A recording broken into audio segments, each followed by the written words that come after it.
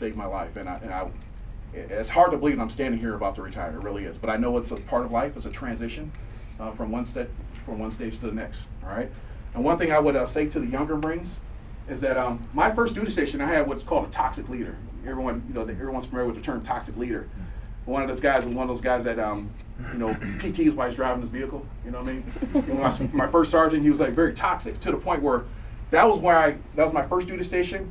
I wanted to reach certain intangibles, but I wasn't getting it there. It was so bad that Major Singleton had PFB. I had a beard because I was trying to get out of the Marine Corps because that's how bad it was. I really didn't enjoy the Marine Corps.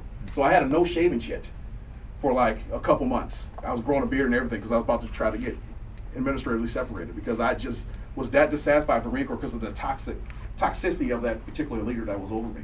And then I was actually the guide and all that kind of stuff. I was real good at PT back then, and I was the guide and all that stuff. And I was kind of like the example for the command. I was actually a PFC through corporal during that time. I think I was a lance corporal at the time.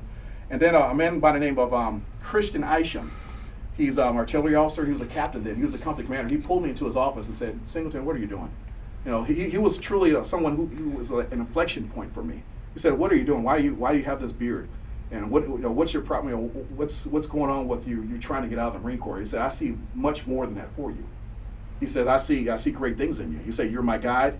You're my example. You carry my colors. I don't understand what's going on here." And I explained to him, that I was not getting along well with my sergeant and all that. So he says, "Don't worry about Sergeant Cartwright. You know what I mean? I'll take care of that," because he was aware that he was a toxic leader as well.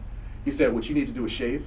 You need to put in a package to go to security forces." I put in a package, went to Marine Corps Security Forces in Bangor, Washington, and there my life kind of changed. I turned around and I was commissioned to become an officer there. So that was a true inflection point in my life. I could have been out in 2 years, and now I'm here, almost 2 decades later. So what I say to the young Marines is, no matter, I'm not saying you have toxic leaders here, okay? Don't get me wrong. All right, but what I'm saying is, one place is not what the Marine Corps is all about.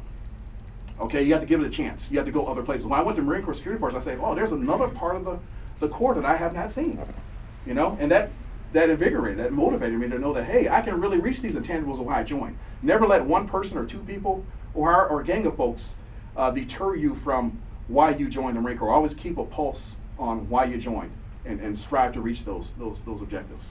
Everyone following what I'm saying with that? Right. Never let that deter you, because there's so much more in the Corps. You never thought you'd be in a Marine Corps Systems Command, right?